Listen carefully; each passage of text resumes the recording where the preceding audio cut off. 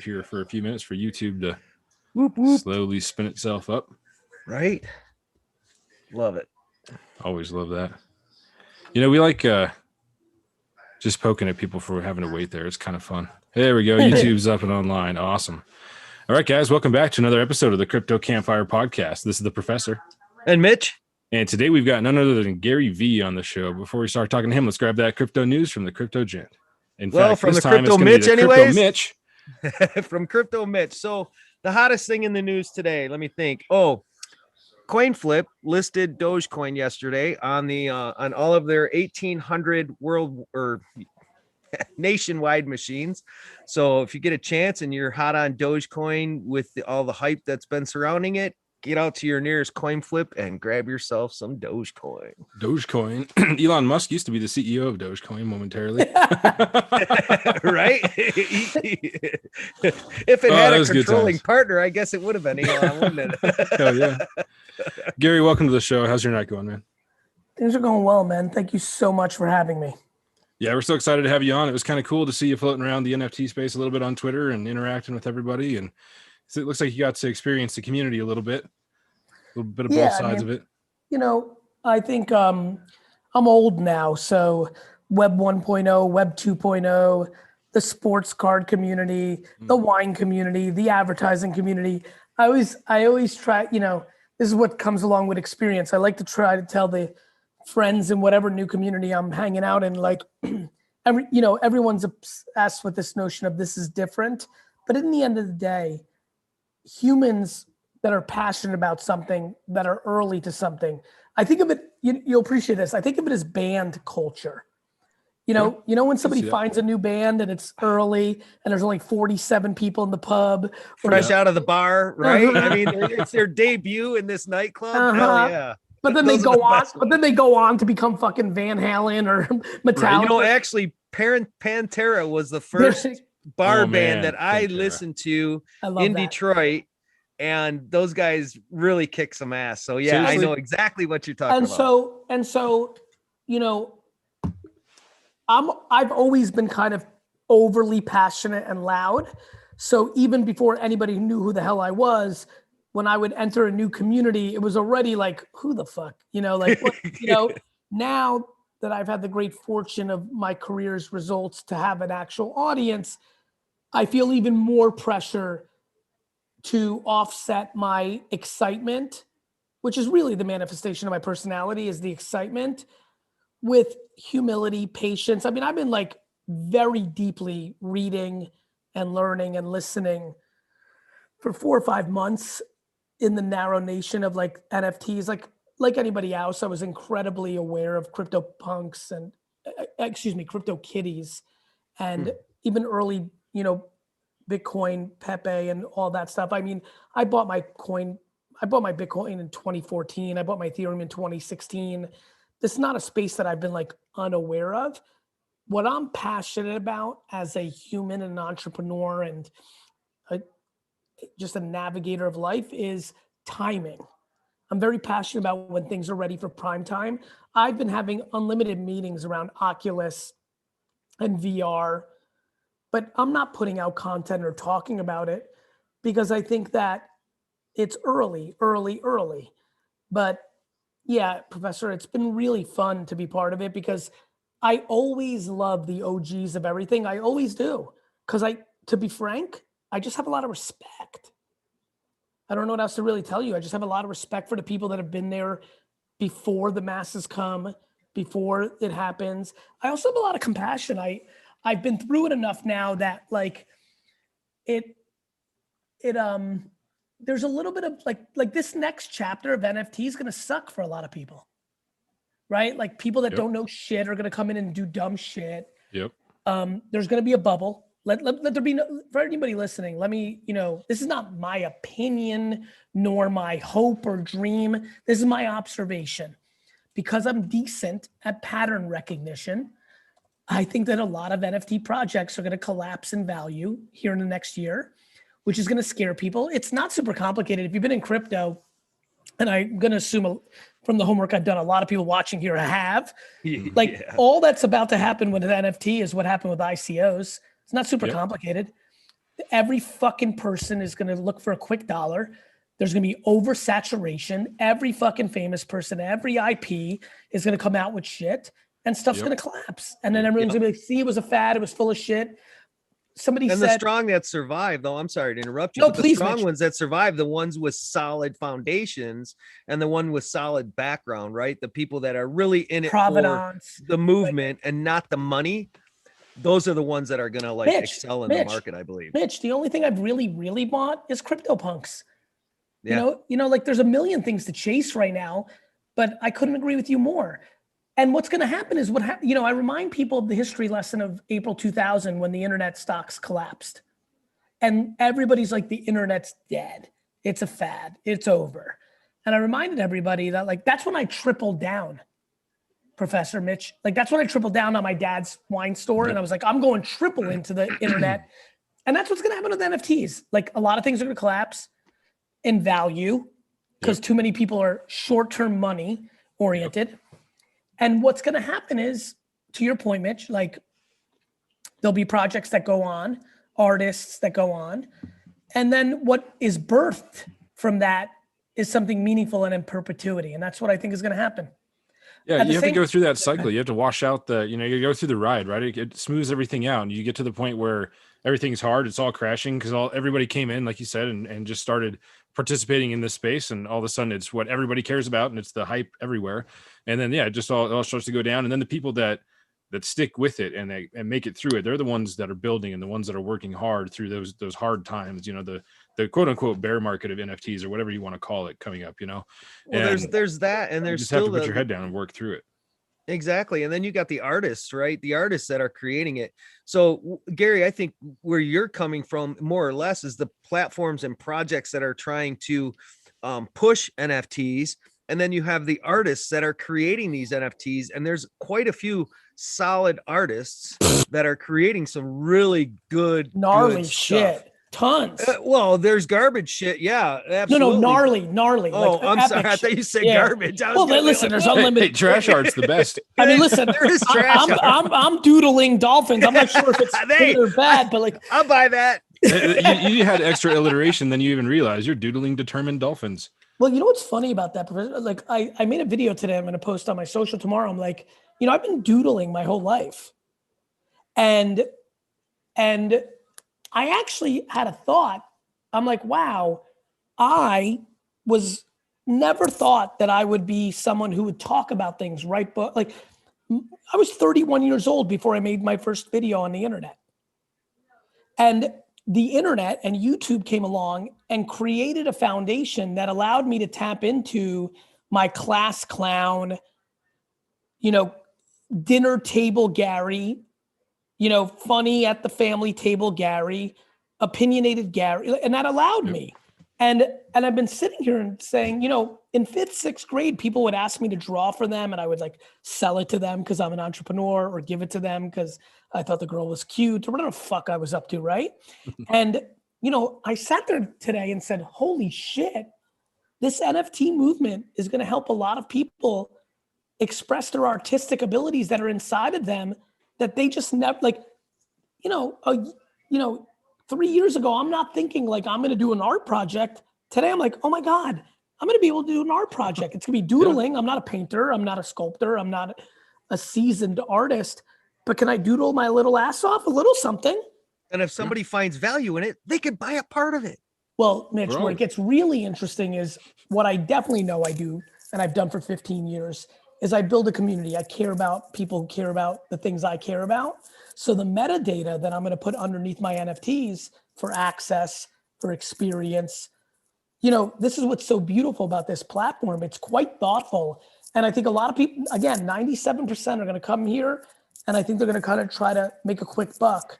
But for the people that try to do something meaningful, help artists, do the right thing, I think there's incredible nirvana in front of them. Oh yeah, absolutely. There's a lot of people that are doing really amazing things right now for trying to support new artists. And on top of that, just the opportunity that the NFT space affords artists is, you can't, there's nowhere else in the world for art where you can just kind of come into a place having no experience in the art world and start making art and have this chance of having success. Yeah, sure, you can get lucky, But Professor, it's insane. it's crazy. It's There's crazy. Again, for every artist who's listening, please pay attention to the last 9 years of influencer marketing. I've been there. Not everybody's going to be an influencer that makes $4 million a year. The amount of influencers that make $83,000 a year talking about health and wellness, talking about collecting, talking about strawberry jam, talking about Star Trek is extraordinary. The long tail is extraordinary. There are millions of people whose destiny is not to be people. However, instead of being a teacher or a cop or a lawyer or a business executive, which is fine, and they've settled into that life, instead of making $100,000 a year or $36,000 a year doing a job that they're okay with, they're about to find themselves making $36,000 to $100,000 a year being an artist, which was their true passion. And that is fucking beautiful. It's insane. That happens nowhere, in any industry. The opportunities for that are so limited. It's crazy just watching these people come out, and I see people that have been in NFTs for 6 months and they're paying off their mortgages or paying off their parents' mortgages or buying their first house or like just doing crazy shit that left and right that you don't see happen, but other than once in a while somebody gets lucky, and it's just happening everywhere. It's insane. Well, and that's the part that I find funny. I talk to a lot of people and they're like, this is bullshit, all these fucking people. And meanwhile, on the flip side, they're also making a lot of money selling their art. And I'm like, look, you have to be fair here. You got to find your balance in this conversation. You can't fucking hate the man and then the other side of your mouth saying, I'm making more money than I ever made. Who the fuck do you think's paying for it? The man. Yeah, it's coming from somewhere. So, it's about finding the right balance. It's about to get fever pitch. These next 12 months are going to be insane. Mitch, look what's happened in a week.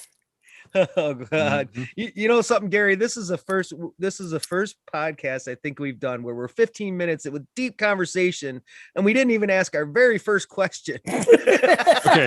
That means we're on to something. This is the most important question of the night after all. So if you were going to replace your nose with any object found in a pet store, what would it be and what would you use it for? Probably a squeaky toy. Because I think if I had a squeaky toy replace my nose, it would induce people to come and squeeze it. And I'm very pro people. That's definitely an excellent marketing tool, or networking right? tool. So I think if I had a squeaky, like those kind of things, I think people would squeeze it. I love people so much, and I'm not, luckily, thank you, mom and dad, I'm not super insecure. So when people would squeeze it, I would use that as a appetizer to start a conversation.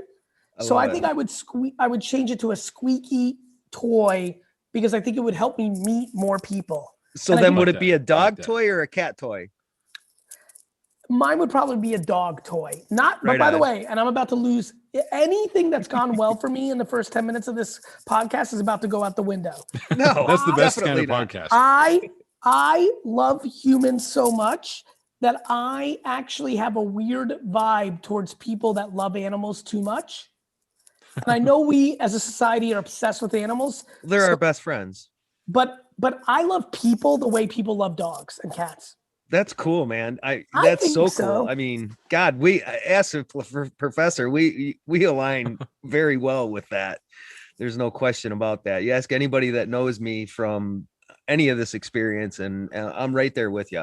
There's just something about, like cryptocurrency to me isn't about the money. I mean, part of it is obviously, right? But the other part of me is it's about the freedom, and it's about the movement towards bettering humanity, doing better for people, right? And creating something that's more tangible for the average person and taking that joy from that movement. And that's where my passion lies. Mitch, I love that. Mitch, on that question, what do you think happens with these nations? What do you think happens with America, Russia, China? Like, this is such at the end of the day, shit, what happens is people are divided by the leadership, right? Instead of the leadership actually leading us and governing like they should, they're not leaders, in my opinion. They're rulers. And in every nation, it's the same way. They're supposed to work for the people. And because they don't work for the people, they're working for their own agendas, which puts us behind, right? Puts us behind the 8 ball. And then they create this division between people. So then you got nations fighting within themselves and people fighting themselves over stupid shit. When actually, at the end of the day, if they just looked at us as freaking human beings and we're all the same and we all got the same goals in life to succeed, then I think the world would be a better place. And people say that one person. How does that become practical with the amount of pressure blockchains are putting on sovereign nations? I think it actually helps. Do you think there's always pain in transition? Absolutely. Change in general causes pain and discomfort. Correct. Do you think it gets really gnarly? Like, do you think like this shit hits ahead in our lifetime? Oh yeah, for sure. I see it happening within the next 2 years, if it takes that long, honestly. Are we not already starting this process? We are. The journey's already began. The journey's definitely began. Absolutely. The question becomes, what's the reaction to over-regulation to contain? What's the reaction? What's the reaction to the reaction? Contain? So that's the whole purpose of regulation, is to do nothing but contain and Correct. do nothing but it's all suppress forward momentum. Do you believe there's enough of a movement of outrage, or do you think that the space is too small? Absolutely not. I don't think there's enough. There's not enough people banding together. People lose sight of the fact that united, we have the strength to do anything as a united people. But as soon as we divide ourselves based on race, based on political beliefs, based on religion beliefs, based on stupid shit, based on financial status, as soon as we separate ourselves with labels, they win. Yeah, the only time I separate myself from my fellow man or woman is in sports. In sports, I want to fight and punch Patriots. Yeah, I want to punch a Patriots fan in the face. Other than that, I'm totally with you, Mitch. I love it, especially if he's wearing a Brady t-shirt. Oh, blows my mind. All right, Professor, I'm sorry. I'm enjoying. I feel like. Do you know when you like get 20 minutes into something and you think you've like known somebody for 47? This feels every time weird. we jump on This the podcast, feels weirdly comfortable. Go ahead. That's good. That's the goal. That's what we wanted to do when we set this out. Is so like this whole podcast came about because Mitch and I are just fucking around on Twitter doing our thing, having fun in the crypto space and trying to talk to people in 140 characters at a time. And that just, it was like, shit, we got to do something different. So let's just start this stuff and just bring friends on. Like we weren't trying to get people that had big numbers or anything. We just started out with friends, and we still just have friends come on all the time. Just people that we find in the space, and it's like, well, we're friends now, so perfect, awesome, perfect. If you're interesting, we're interested. That's awesome. Exactly it. Well, the thing that I found too is that like nobody's not interesting. Well, I agree with that. I can come on here and just blind. Somebody show up just, and it's amazing. I think what's fun about this space in general is it does require a level of thoughtfulness. Trying to have conversations right now with very bright, very smart, very accomplished, very clever, very good intent oriented friends around NFTs. It's fascinating to me because it's been a long time since I had to have conversations like I'm having where the person just can't wrap their head around it. Yep. It's a difference between an entire new space than, let's say, TikTok, right? When I tried to explain TikTok 4 years ago to somebody, they're like, I don't get it. But their level of I don't get it is kind of like, nah, Instagram and Snap are good, or Twitter's good. When I was describing why I built a website for my dad's liquor store in 1996, people didn't even know what the internet, they had never even heard of the World Wide Web, or they just heard about it once or twice. So you were telling people shit like, I equate it to telling somebody today that we're going to go to Mars and eat mushrooms. And that feels more realistic than the internet in 95 to a lot of people. Right. Web 2.0, when I was like, look, these social networks, really, we called them Web 2.0 sites at the time. I'm like, this is going to change the world. And people were like, why would somebody want to, like, I don't get it. Like, why would it be fun to follow somebody and hear what, ready for this? This was Twitter. This was the Twitter argument in 2006. Gary, who gives a shit if somebody's eating a pizza? So what, they're going to type, I'm eating a pizza? Who gives a shit? I'm like, everyone. And that's what's going to happen with the blockchain. Everyone's like, can't I just take a screenshot of the NFT? I'm like, no, the provenance, the origin's going to matter. They're like, who gives a shit? I'm like, everyone. I'm like, everyone in 13 years. When you meet Mitch at a dinner, you're not going to Google him or go to his Instagram, and you might, but you're definitely going to look at what he's transacted on. I know that to be true.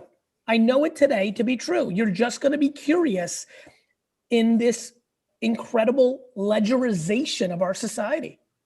It's no different than going to somebody's Facebook page and just looking at what they've been talking about on Facebook. It's just the next level of social media in a way. 100,000%. By the way, no different than me coming to your house because we became friends in high school and going in your room and be like, oh, you have Mortal Kombat too? Let's go. Like, that's what it is. It's the interest in the person, that's what it is. It has nothing to do with the tech. And like you say too, just getting people to understand it. It's so hard right now because we've come leaps and bounds in abstraction, trying to make user interfaces, easy to use and intuitive for people that don't know what a blockchain is or could look at code and never see anything in it. Right. And we're getting there, but until we get that totally streamlined and people can come in and start doing NFTs and understand why they're important without understanding what a blockchain does, it has to just become a natural thing. It has to become a natural thought process. And that happens as the younger generation starts to grow up. And that's when the things really start to take hold. Of course, because they grew up with Mindshare and Fortnite and skins and virtual currency. It makes sense to them. Yeah, I mean, you talk to somebody under 15, they're like, what's the big deal? This is like how I live my life. Like, of course I want the most epic skin, or I want the Madden card, I buy Madden pack. Like, they don't even know any different. Yep. They've been open, like, whatever they call them, supply drops in Call of Duty. It's just no different than opening like your Top Shot moments on NBA Top Shot for your NFTs. I mean, it's the same exact thing. People have been doing this. The kids have been doing this forever. Like, I feel like I'm in the younger generation of kids. At the same time, I didn't have my fucking PlayStation hooked up to the internet. So like, I missed that whole like little wave. And then, so I started getting into that after high school but luckily for me being a developer, it was not a hard thing to understand. I'm in the generation where you all are kids. Yeah, Mitch, right. I mean, Mitch, to your point, but you know what's funny, Mitch? Like, I look at your arms right now, like, I don't think people understand. NFTs are no different than a tattoo. Like, we as human beings want to communicate, right? Like, the hairstyle, the facial hair us three are rocking, the way we wear our hats, backwards or forward, what t-shirt we wear. Like the fuck am I wearing? There you go. Positive vibes only. I love it. I got to get one of those. we communicate. Does the internet was a mistake count as positive vibes? 100%. I had to rock the Campfire shirt. I just had to. Go. This is the first time I've actually worn one in a while on the show. All I can say is my favorite community that I'd ever come across in my life was Web 2.0. It was 2005 and 6. And these kids, for the most part, but many OGs too, really gave a fuck and really understood. And I have not tasted anything like it until the NFT community. And I really like the NFT community for it's spoken to me a little bit more than the currency. I by nature am not overly passionate about central banking, commerce. Like, it's funny, I'm such a businessman, but the money is the byproduct of the creativity and the challenge. And I think what has really, really, really attached me to NFT is the creativity. Like, I love Walt Disney. I love Vince McMahon. To me, they're storytellers. I love the Notorious B.I.G. He would storytell. I'm a storyteller. And I'm a collector, and I grew up on comics and cards and going to garage sales and buying nostalgia. Like, the reason I dominated eBay was I understood that before I had a phone and could look up shit in 1994, when I would go to a garage sale and I would find He-Man toys, I intuitively understood that people gave a fuck, right? That like childhood, nostalgia, reminisce, the whole Marvel movie. Memories are everything. Everything, Mitch. It takes you back to a time. Everyone who's listening right now, think about your favorite toy or thing in third grade. It feels good. Pokemon cards. Or even music. Think about music back in the day. The songs that come on the radio that bring you back to 1970s 100%. Or, the late 60s, or for the older generations that bring them back to the 50s. Those songs had meaning, and even the songs of today have meaning. And I think songs are generational. Art is generational. toys are generational. All these things that are being created within this space realistically will be generational if you look at it in that retrospect. And what is your take on the last 3-4 weeks? I mean, it's been a complete and utter thoughts. Okay, wait. Now, what are we referring to? Describe NFT to me the specific- shit show yeah, that I we're think- talking about Yeah, here. I think the NFT space, if you just look at the pure data of Okay. conversation on Twitter and search queries, you know, Oh, fuck. and you know, NBA, I mean- NBA Top Shot and Wax and Ethereum and CryptoPunks and just like hash masks and like I have no sense of how deep or not deep but like we've had such a 4-year run, ups and downs from a currency standpoint. We're now having that moment in the NFT space. I'm just curious from two OGs, what's the chatter? What's your intuition? What are you seeing? Yeah, I mean, it feels like 2017 Bitcoin, but for the NFT world, right? Or I shouldn't even say 2017 Bitcoin. I should honestly say 2018 altcoin. Alternative, yeah, exactly. Yeah, I mean, that's exactly right. And it's amazing, and but like you say, there's going to be that fallout. But just looking at the past few weeks, like you're talking, the whole celebrity world has just appeared in droves, and like Mark Cuban kind of like poked his foot in, and everybody else was just like whole flocked to it. And actually, I think Elon's the one that pulled the plug. I'm sorry to interrupt you, but he's the one that you're pulled not the wrong plug though, especially and his his wife just did her own NFTs, right? And so people are suspecting that the egg is Elon. And anyway, that's a long story. Egg Elon. But anyway, it's been a really interesting thing to watch because I've known about NFTs since 2018, just from interviewing people and talking to people, but I didn't really get into them until June. I guess it was May of last year was when I minted my first NFT. And then it still felt really early, right? Like it was still really quiet. There was barely anybody on Rarible. Rari wasn't even a token yet, right? That wasn't even a thing. And it started to accelerate a little bit once people started seeing the Rari drops were coming. I mean, my first Rari drop was like 1,400 tokens. And then Rari shot to $10 like right away. So it was just one of these things where there's this huge kind of crazy money almost for how much work you have to put in. For a short period of time, which attracted a whole lot of people. And all of a sudden you start seeing these platforms start to grow. But it's with the people that are already in crypto or the people that are kind of already in the space, and it's growing massively, but it's still kind of slow. And then you start seeing people from outside of crypto sort of seeing it, artists from outside. And it's obviously not the first time that it happened, but it was the first time that it really happened in waves. And then you had this huge mass of new artists coming in. And then the celebrity thing happened. And so you started getting much more public facing attention on what NFTs were. And just like with 2017, it was Bitcoin's $20,000. And now it's NFTs are selling for millions of bucks. Let's go try and make a bunch of money. And so you have that huge wave of people, like you said, that are here for the fast money, right? There's a lot of genuinely good artists that are here in that wave. And so there's nothing wrong with fast money.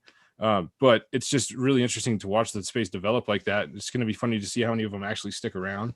How many are here just to try and make it, and they don't care about the tech. It's not something exciting. They're just, they've been doing their art forever, and this is another opportunity for them. So I'm excited to see how many people are really going to succeed, because it's going to change a lot of lives, but it's going to be short-lived, I think, for a while. And as far as I'm concerned, from my standpoint, looking at my best friend here, my partner in crime when it comes to the podcast and everything crypto, his dive into the NFT space has really the energy's pulled me with him, right? And so I'm dabbling because of everything that I'm involved in on a daily basis. It's hard for me to delve as deep, and not having quite the tech savviness that my partner has. It's even more challenging for me.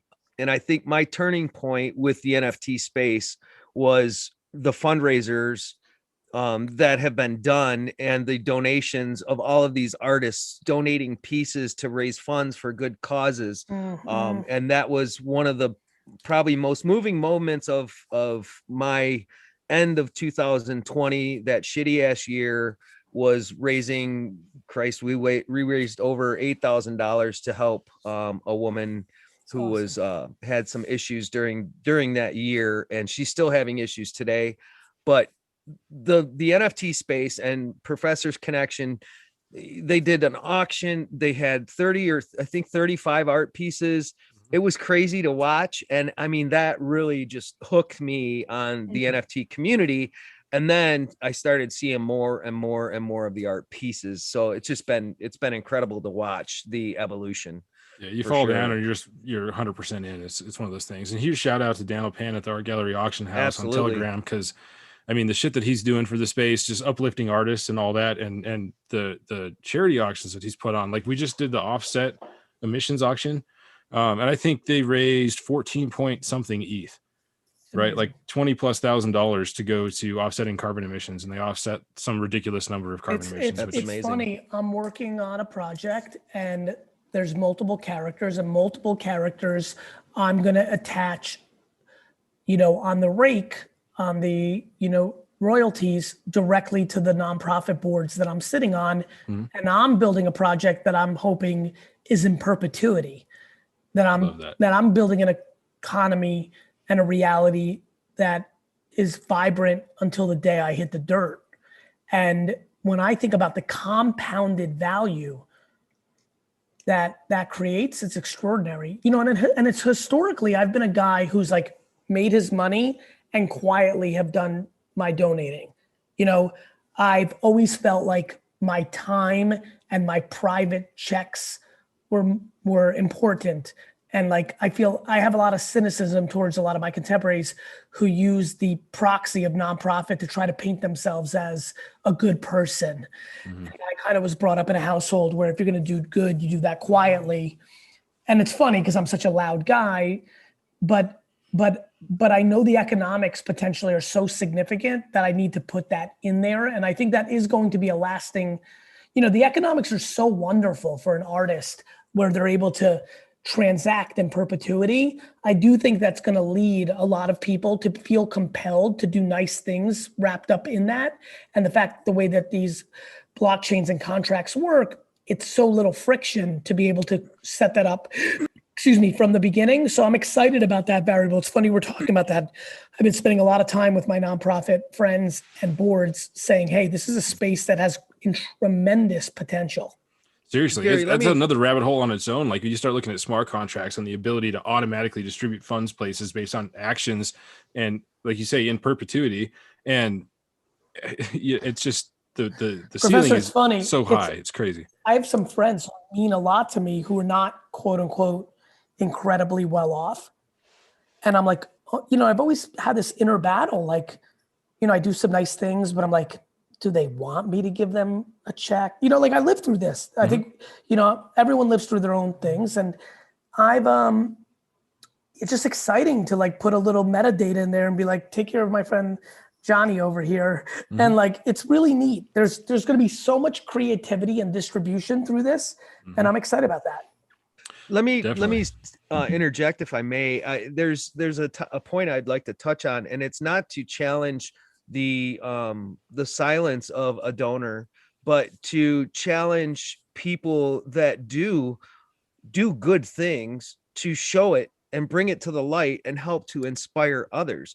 See, when people do good acts and they keep them all hidden, people don't see that, right? But people see all the negativity of the world on a daily basis. How much positive shit do we actually get to see? So when I go out there and I'm promoting doing this act for this person, it's not about me, and it's not about me doing it for the it's such a great point. It's such a great point. It's what's going to happen now over the next year. People are going to have to look, and people make subjective opinions on if someone's doing something for nobody. Like, it's so funny. These doodles that I'm doing, it's been wild, right? As I've been putting them out, I had one DM saying, fuck you, Gary, you're just doing this because you're setting up your NFT. And then I have the email from like, hey, Gary, it's Steve from 6th grade. I can't believe you're finally doing this. After you moved in 8th grade, if someone asked me, who's Gary Vaynerchuk? I would say an artist, because you were always doodling on the blackboard before class. So it's just like one of those realities of life. People make judgments. People, to your point, I grew up in a household that when I see people doing stuff front facing with charity, ironically, and I know it's not true, I go into a little level of like, oh, that's posturing. On the flip side, I've changed my ways over the last 3 years and have brought more awareness to my nonprofits because I know that it helps them. And who gives a shit how I saw the world or was raised? If I can raise a little bit more money to have somebody get clean water in Africa or whatever the fuck I give a shit about, then that's positive. And this just goes back to like a very meta conversation about what we're about to see at NFT. Mm-hmm. You were about to see an uncanny level of judgment. OG saying who's more OG. People saying celebrities are good and bad. Like there's going to be so much. Ultimately, what I try to remind a lot of friends is it's going to be what it's going to be. The market will decide. If somebody comes in with bad intent and trying to make $1 million real fast, they will. But millions, hundreds of thousands, or tens of thousands are going to think of them differently. And it's actually going to be short-term fine. You made a couple bucks, long-term bad. If somebody comes in and is met with a tremendous amount of cynicism, but they're actually true, over time, the market will thaw out and it will be accepted as a sister or a brother. And that's just the way it always has been. Yep. And consistency is key, right? And that's why. Yep. I'm sorry. Go ahead. Go ahead. No, you're fine. You're fine. No, I was just going to say you this. build that reputation on consistency. I just know there's so many epic people in the community watching this, and I know you don't know me yet or things of that nature. Let me just say one thing because I've been in these rodeos. Don't try to convince people. Focus on conviction, right? Do the right things. Focus on the right things. I come in. This is an interesting moment for me. I've got more awareness to who I am than I've ever had in my life when I've entered a space that I'm excited about. So I feel an enormous amount of pressure, man. I overthink every step because I don't want to be disrespectful to the community. I swear to God, I haven't thought this way about every word, every post in a long time out of sheer admiration and respect to the OG community. But I know I'm sorry, please, sir. No, I was just going to say, I think if you come into this space and you are who you are truly who you are, and you will evolve, obviously, throughout the being in this space, but just being you and not having to one should, in my opinion, and this is just my opinion, if one is true to their conviction, we shouldn't have to choose our words quite so carefully. I think you're, but I understand the respect part. You know, it's funny. I 100% agree with you, but your gift is your curse, right? My energy, my charisma has brought me a lot of good. It also, I have to be compassionate and empathetic, especially and similar to Web 2.0. When you go into a community that has a lot of artists, that has a lot of developers, not everyone, but let there be no confusion. There is an underlining at times introverted, ideological, like I'm a lot to handle even for extroverted people. And so I come in with self-awareness. And so to your point, Mitch, I'm going to die on my sword. I will never I will never not be me. I don't have another gear. On the flip side, when I go into a home and I can eat, and this is real life now, and I can tell that person wants me to take their shoes off as soon as I come in, I take my fucking shoes off. Amen. Respect the room you're in. Yep. And so, look, I'm going to be me. I'm going to come with my passion. I'm a collector. I'm a flipper. I like this stuff. But I definitely tread with respect because I want to be respectful because I appreciate. I don't know what else to say. Well, that, and plus you're coming into a new space for you, new to you. So anytime you go someplace where you're really your footsteps are careful because you're not sure where you're stepping, that Correct. Respect is an amazing attribute. I think so. On the flip side, I have been in collecting IP like culture since I was 8 years old. You know, Sweet Pickles to Garbage Pail Kids to like when I tell you this space is built for my DNA, it's built for my DNA. I understand it. I understand how Jackson Pollock and Andy Warhol did their thing. Like, this is me. And so, like I said to a friend the other night who's been in the space for a long time, this is somebody I really know because they converted from kind of quote unquote social media land and Web 1.0 world to this world earlier than I did. And we jammed for like 3 hours, good sesh. And he was like, fuck, man, how the fuck do you know all this shit already? And I'm like, it's not that I know already. It's that and I said to him, like, there's a shitload I still don't know from a technical, a nuanced, a context standpoint, I go, but do I understand how humans interact with shit? Yes. Do I understand how to build a meaningful community versus a bullshit project? Yes. Do I understand the emotional triggers that make someone want to be a part of something versus not? Yes. Do I understand the underlying reasons that CryptoPunks are going to work? I do. I just do. It's just in me. I understand that. Well, and on top of that, when you go into something that you're so passionate about, you basically, what do? You just read over and over and over and over and over again. Every fucking thing that you could find. You've got tabs for days. I mean, it's absorbing information. It's letting out your excitement in every corner of it you can find. So it's one of those things where that happens to me all the time because I'm very, very much scattered with, oh, this is exciting. And I find so much joy in so many different things, so He's it's like got more squirrel moments than freaking it's bad. thumbtacks. It's Profess, you know what's funny about that? I've already, this art piece, right? Mm-hmm. This piece of my home is done by a former employee of mine, and I just wanted to support her. And it's funny. And I spent a couple bucks on this shit, by the way. Like, this wasn't some bullshit, a lot more than it was really should have been. But big shout out to Elise. I love you. And it's funny. I, by nature, am more a comic book, sports card, Pokemon collector than I am, let's say, art. Mm-hmm. But it's funny. Where I bought art in my life, it's been very emotional. I like you. I want you to win. You, the human. You, Mitch. I like you. Do I like this art? I'm not sure. It's not, I don't have that gear per se as other people do, but I'm buying this shit because fuck, I want you to win. And it's funny. It's so impractical for that in real life. I don't want to go to the fucking gallery. I don't want, it's hard. But here, there was a kid today that hit me up on Twitter. I just kind of like what he said. I kind of liked his art. And I was like, fuck, I want to, it's funny. I'm like, oh, I'm going to buy a lot more shit than I thought. And when I say shit, it's my slang term for stuff, stuff that I want. There's going to be two different gears for me, a left and right side, where I'm going to definitely buy things like punks or other things I believe in. So rare, the soccer stuff, I like it a lot. But I didn't anticipate the emotion of liking all these people in the community enough to compel me to drop some coin with the real hope that they do really, really well.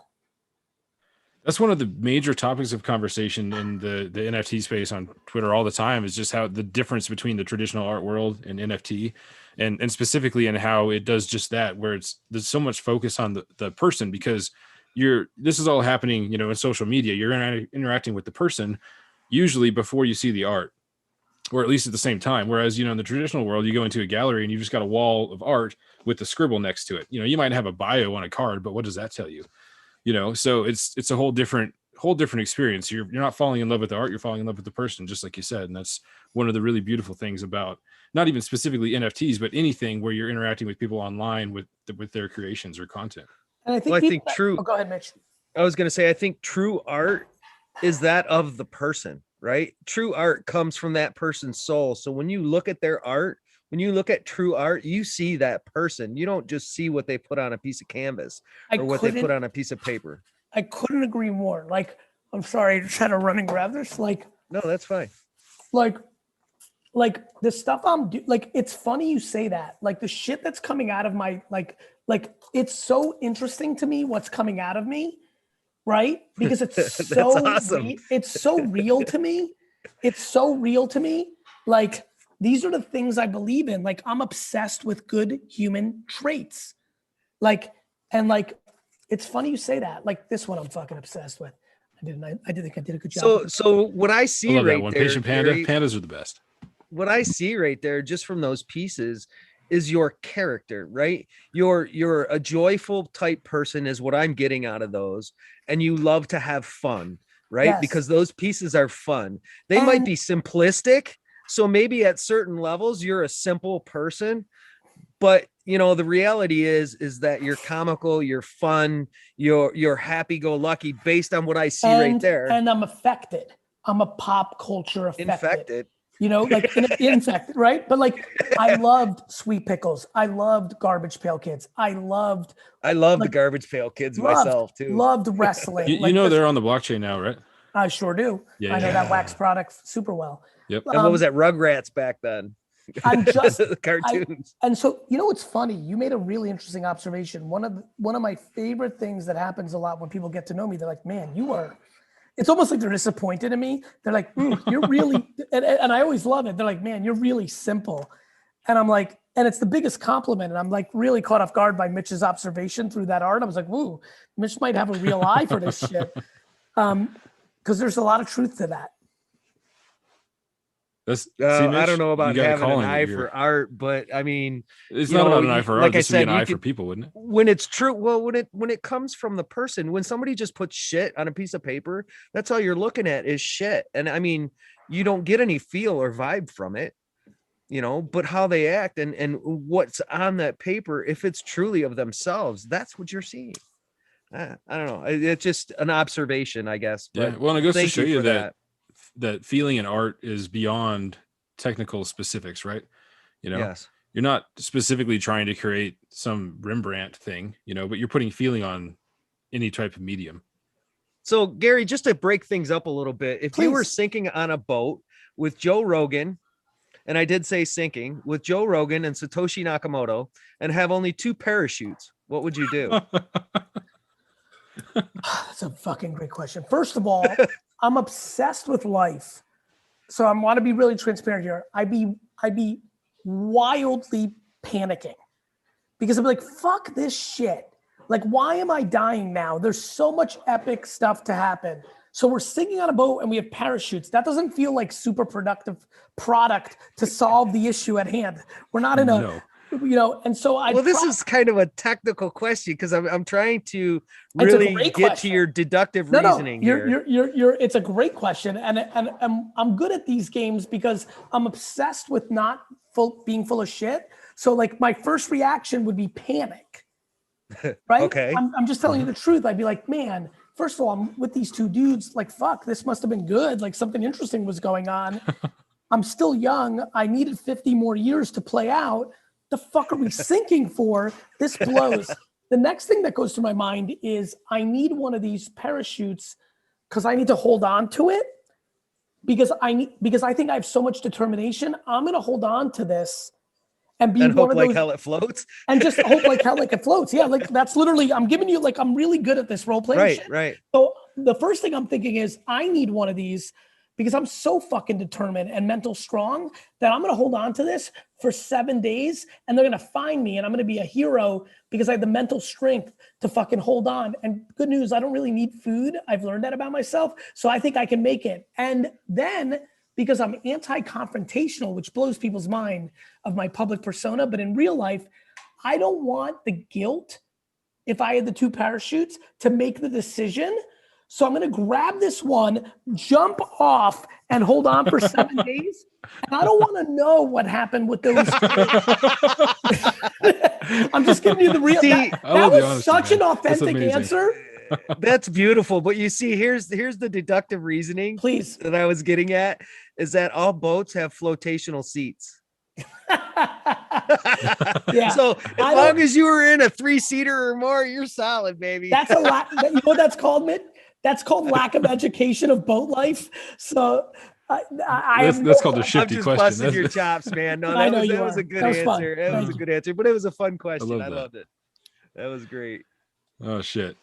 Well, I mean, it goes without saying that you're the cleanest wing eater that's ever been on Hot Ones. I tell you that much. Are you impressed with that? I was impressed with that. That's for sure. I'm a hot sauce guy. I love hot shit, and I have mad respect for Sean Evans. And I was kind of curious, how was that experience, just in general? Awesome. He's awesome. He's a very good interviewer. You know. Yes. We just had the unfortunate passing of the late great Larry King, and I remember when I did Larry King's show, I was like, oh my God, now I know why he's who he is. That was like a I've been interviewed so much in my life, and I'm like, that's someone who really knows what they're doing. He's good. Sean has that same skill. Stephanie Rule, if you know that name, is also one. I'm so much to interview that when I know that somebody's really good, like when somebody's really good, it really hits me. And that's what I think about Sean. I think he's very good at his craft.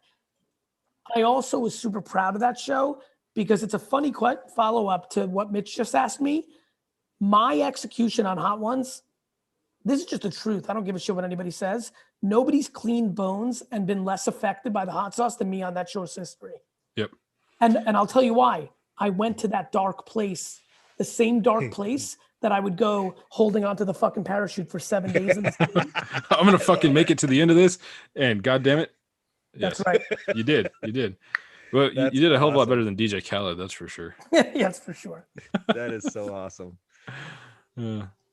So a good question. We've kind of already touched on it a little bit. Actually, no, I think we already answered that. Rap battles. So you're into hip hop. You're into hip hop.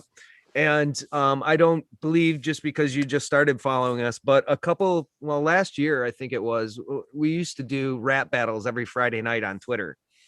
And everybody would just throw out tweets and we would spit back and forth. And it was a shit ton of fun. That's fun. And then that evolved kind of into parodies, right? Rewriting music, rewriting just songs with crypto verses or crypto verbiage.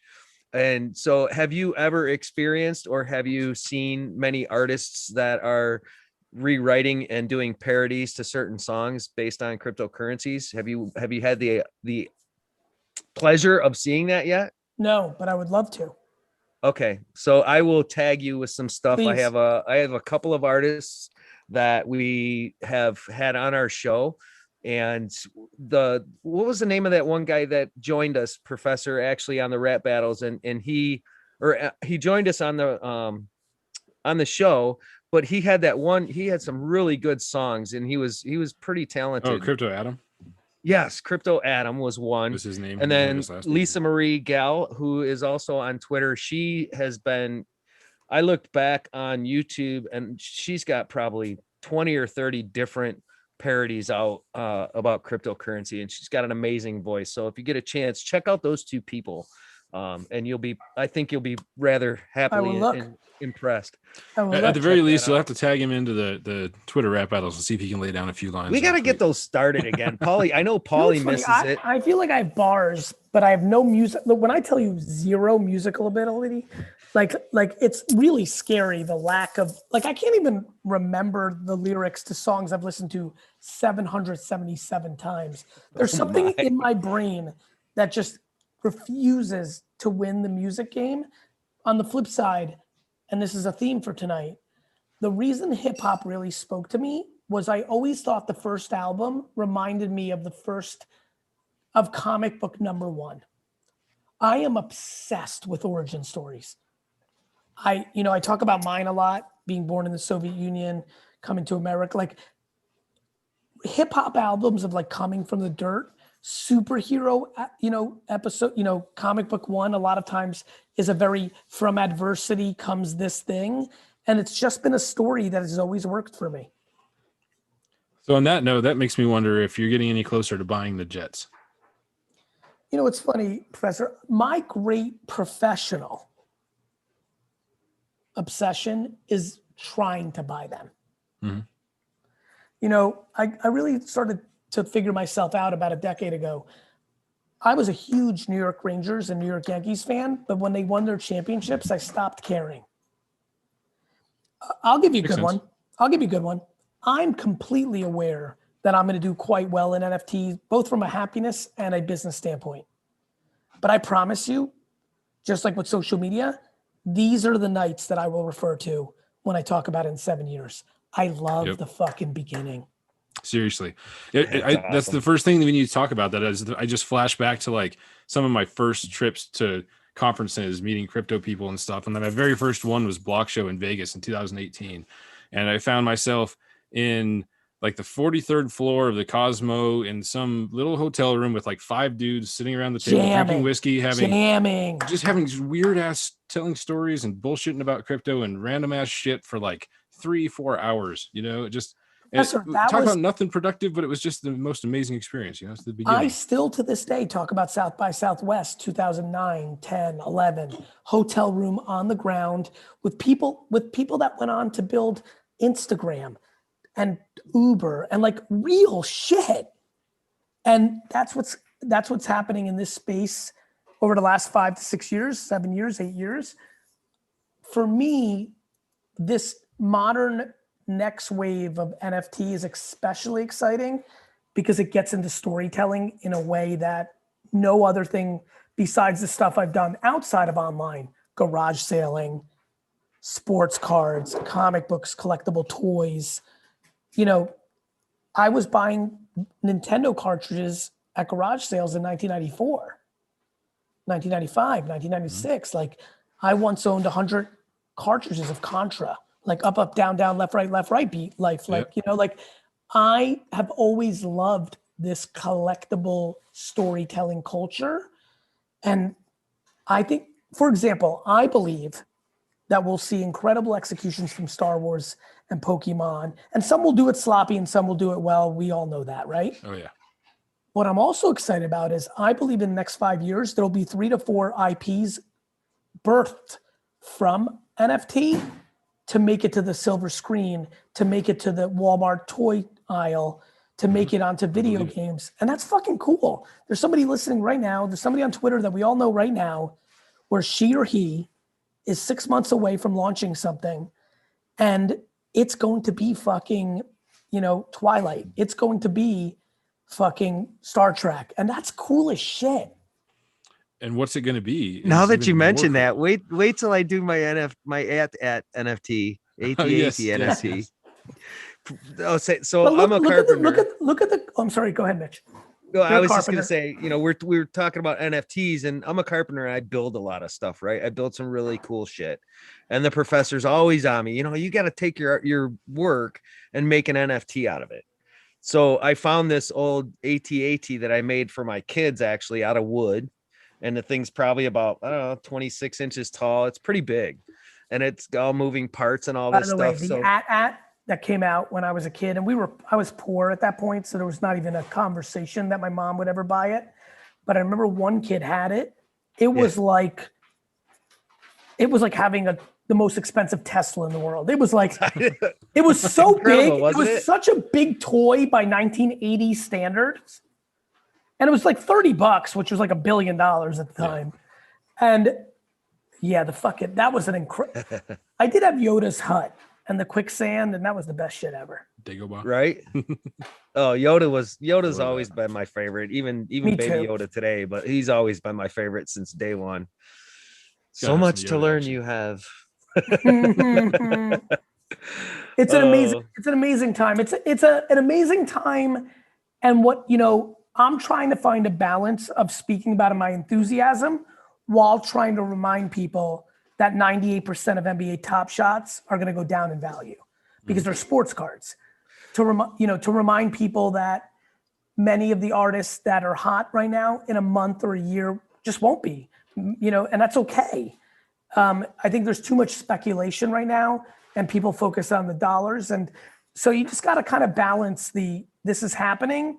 Oh, by the way, be thoughtful and either buy something you really appreciate or be very mentally prepared for your investment to not do well, or do an ungodly amount of homework and try to find the things that have some incredible, you know, longevity attributes.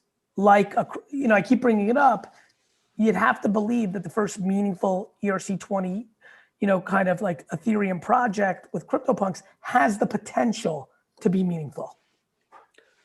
Absolutely. There's a lot of that stuff that at face value might appear to have the potential of being meaningful, but like you said, it's got that, the CryptoPunks especially, it's got that OG, like original real. It's not about the money. It's about 100%. that, like that viral thing that happens, you know, and it's that like excitement of like, Correct. I want one of these and you don't know why, you know. I remind people all the time, for every Pokemon, there's a Snorks. For every Pokemon, there's a Max Headroom. For every Pokemon, there's a Max RoboCop. Headroom. Oh my God, Max Like- Headroom. like- You're killing me with this nostalgia shit, man. Right, Mitch? Holy shit, are we old? RoboCop is legit. Alf is legit, but it's not Pokemon legit. And a lot of the pricing right now on whether it's Beeple, who I think is phenomenal, like there's so much great stuff going on, but some of them aren't. And I'm not saying that Beeple is. I like Mike so much that I hope he's Mickey Mantle. I hope he's Pokemon. But you have to be eyes wide open and realize some people are just destined to be Punky Brewster. Mm-hmm. Right. Well, and So like you said, it's a speculative bubble, in part, for sure. Some of the values that we're seeing right now, it's people are putting that much money into it because they know they're still going to go up in value crazy for just a short period of time, or at least they're hoping on that, banking on that. And it's only a matter of time until the bottom falls out. And then it's not like that's the end of NFTs by any stretch of the imagination. As a matter It of wasn't the fact, end of Professor, Bitcoin. It's just the beginning of the next it's the stage. beginning. It's the beginning. Exactly. it The beginning of truly the is next the phase. beginning. It truly is. Yep. Gary, let me ask you this one question. It's going to pull us away from NFTs a little bit, but Okay. I think it's an important question to ask. Please. What about your life outside of NFTs, outside of cryptocurrencies? What do you find the most fascinating of your achievements, and what makes it special to you? The fact When that I was say fascinating, I mean I got something it. like, okay, Meaningful yeah. or different, or I think, it's funny. I do actually think this NFT project has the potential because it was so left field, right? 45 years old, and you start showing that gear. But to answer your question directly, probably the fact that at 22 years old, I had the wisdom that I wanted to do something meaningful for my parents who did so much for me, that I was willing to, quote unquote, give them 12 of my best years to build a business for them and leave with nothing. And the fact that that seemed to make so much sense to me is something that I'm proud of. Okay. I built my dad's and mom's, for that matter, family wine business from a $3 to a $65 million business, getting paid $50, $60, $70,000 a year max a year. If I was just a hired gun, I would have made $1 million a year with those kind of results. Right, but it was And admirable. It sounds like from what you're saying. it's my favorite accomplishment. And at the time, it was hard. I'd be lying to you, Mitch, Professor, if I didn't say at some point in my late 20s, early 30s, resentment kicked in because I was doing all these things and I wasn't, I was starting to become a real grown up. And I was like, wait a minute. Like, I'd go to try to buy an apartment. They're like, you're not worth anything. I'm like, no, I'm the guy. They're like, that's cute. And so I that's the accomplishment I most put on a pedestal, because it took wisdom and patience and understanding of the bigger picture. And I'm grateful that I had that gear at such a young age. You mentioned that it was hard, and to touch on that real quick, and to be clear, nothing in life that's easy is worth the effort or is worth the heartfeltness of it.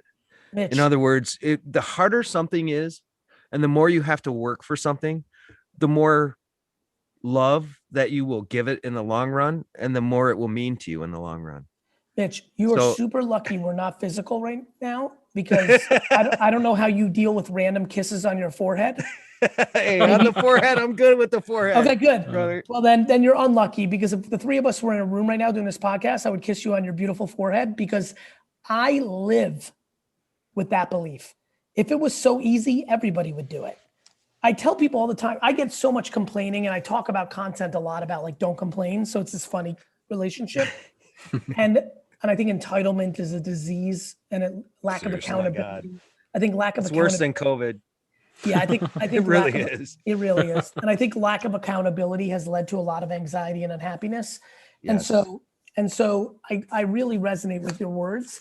And I tell people all the time, they're like, Gary, I'm like, let me get this straight. So you want to live a 1% life. You want to be in the 1% earners. You want to be able to do anything you want to do at any time. So let me get this straight. You want a 1% life. Shouldn't it be ridiculously hard? Yeah. Well, you got 99% that you got to build up to get there, right? That's right, Professor. But to have a 1% life, what kind of a goal would that be realistically for somebody? I think the great mistake of modern society is pinning success to commerce. To me, I think the biggest mistake in society is people want more. People always want more, and they're not willing to settle for comfort. They're not willing to settle for just enough. Mitch, it's usually grounded in insecurity. They want other people's affirmation. One of the great gifts I was given through the luck of DNA and parenting and circumstance and upbringing is when I lack judgment. I don't judge others, which means that their judgment on me doesn't land so well. I don't hear, I get a lot of accolades these days, which is amazing, but I'm incapable of hearing the cheering for me which then allows me to deal with the booing of me. Right. Right? It's like, and I think the reason people want more is they need that Mercedes Benz or that Rolex or that house to prove to somebody they're somebody, and that makes me sad. I think that's called humility, and it's called being humble. I Right? think humility is a stunning foundation to happiness. I really do. And It sure is. and it's funny, I talk about it a lot, but I also know that I'm not the best face for it because my energy speaks to conviction, and that confuses people consuming the content on the other side, but it doesn't stop me talking about humility superpowers. They are truly a superpower. I tell you what, humility and empathy and having that compassion for people and having compassion for another and empathy for another and feeling their pain. It's a tough position to be in. I can't wait to draw Humble Hippo because I will for my little series here. Oh my God. Please send that to me. When you Done. get it done, Mitch, done. please send that It's done. to me. On the record. I think that's right, Mitch. I think these are great conversations. And I think the lack of humility, it's funny. I spoke to an artist friend of mine and he was really going on a tangent. I'm like, and this is a good friend. I was like, brother, you're being audacious. Who made you the ruler of the rules that should be? And I think right now you're going to see a lot of that from the OG crowd. There's a lot of people who want to impose the way it's supposed to be. Whatever. And that is something I would tell the OGs that are listening right now, with all the incredible respect and admiration that they deserve, they need to be careful to have the humility to know that they don't get to make the rules. Well, I think it goes back to the old school adage of respect isn't something that's just given. It's something that's earned, right? Respect for you as a human from me is given, but respect from you as a person, that's got to be earned. That's an interesting way to put it.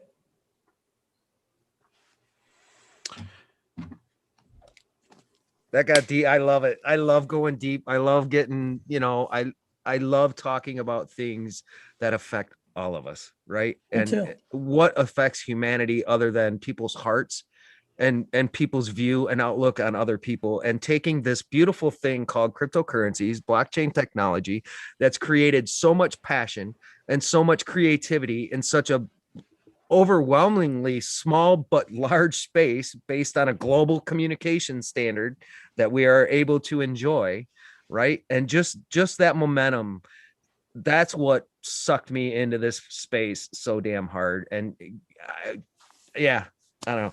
This was awesome. This was really awesome. Thanks, Mitch. This It was was beautiful. a real honor for me. Thank you so much for having me, man. Oh, dude, the honor was all ours. Trust me.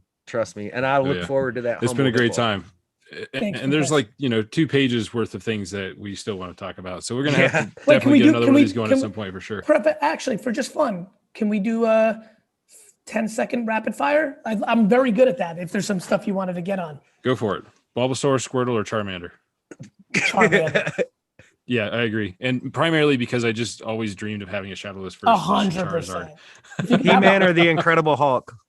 He-Man or the Incredible Hulk. And I'll tell you why. I was a big He-Man guy, and to this day, Skunkor is my favorite, top 5 best toys of all time. I just learned how to speak English with the old television show of the Incredible Hulk in the late 70s, early 80s. And so that will always have a huge place in my heart. Do you have any NFTs you're looking at buying? I've spent a ton of time on CryptoPunks, if I'm being transparent. After that, I have I've really looked at hash masks, but I'm still learning. I really like what the artifacts guys are doing with kind of like the clothes and sneakers and all that. And I'm looking at some of the wax stuff because the Garbage Pail Kids and Street Fighter stuff is just nostalgia all the way. Skeletor. So rare. So rare. Somebody in the chat says He-Man and Skeletor. They were the best. Oh my God. All right, I should go. Last question. Yeah, What kind of car does an egg Let me drive? get it. What's that? What kind of car does an egg drive? Fred Flintstone's car where he uses the legs to move it. Hey, that's a good one. That'd be Humpty Dumpty car, but no, it's a Tesla. Volkswagen. Come on. You're supposed to say a Tesla. I know what the That's like the hell option of yeah. town, right? All right, man. And We'll thank let you you. get going. Thanks so much Yeah. for coming on the show, Thank man. you That's so amazing. much. Bye-bye. Audience, thank you Take so it much easy, for man. joining We'll us talk to you tonight. again This soon. was amazing. And thank you guys. This was just so much fun. That guy had so much energy. I really love the energy I got back from him. Professor, what do you think? That was great. Man, what Wow. a good time. It was fun. I was I'm never sure what to think when I just kind of an interview comes out of nowhere, right? Like we haven't had time to really think about anything. It's Right. always exciting. It's like, what are we going to talk about? And like, Right. This what kind of happened weird in like questions the are we gonna course of a ask? day and a half. Yeah. So instead, it's one of those ones where we don't do like the research usually on these ones. We don't have Hippie Nerd go out and do the deep dives and find all the little tidbits. We just jump Right. on and just experience the person. And hell, I think tonight went really awesome. I had a great time. That's for sure. Absolutely. So many more questions. We'll have to get him on again. I know, right? That was great. We definitely gonna have to have him on again. And I'm seriously looking forward to the Humble Hippo, dude. Oh, seriously, that would make Hippo? that would make 2021 for me for sure. That'd be cool. Well, maybe we can get Humble Hippo onto coinflip.tech and he can go find an ATM location near him and he can take opportunity to buy some Dogecoin or some Bitcoin. It's one of those things. Right. Check it out, coinflip.tech. There's a nice little map on there. You can see all the little ATMs all around you. And if there's not one, let us know. Maybe we can get one out there. And if there's not a crypto or a coin flip ATM near you, you're always welcome to use our discount code on their OTC desk. I'll tell you what, their OTC desk is off the hook when it comes to personal experience and personal attention that they give you as a customer. It's hands down the best service that I've experienced buying cryptocurrency. And when you compare that to CoinFake, you'll never go back. Trust me on that one. You will never go back. So guys, thank you so much for joining us. This was an amazing show. We hope you enjoyed it because if it wasn't for you, we wouldn't have a show. So thank you for joining us. Thanks for the support. Be sure to hit that like button and retweets, get this out and about so everybody can experience it. And until next time. And we never do this, but you should also go to like iTunes and subscribe and maybe like Right. Spotify. I don't know. Hit some of those buttons. Maybe subscribe on YouTube. We don't put a lot of stuff out. Help on us YouTube, out a but little bit. we're terrible. We're old people. We don't do good at this, like remembering to tell you to subscribe to everything at the end of all of our videos. So we're going to do it now. Subscribe, do all these things that you're supposed to do. Right on. So Buy some visit t-shirts us from our next store. We'll give Thursday. them away. Catch us on the live stream. We welcome Skittish this week. He's going to be doing all our episodes and all our back episodes. So I'm Skittish is getting gonna make it excited amazing for us. and on fire for that. And to get us, give you guys just a shit ton of content that we've been holding on to for so long.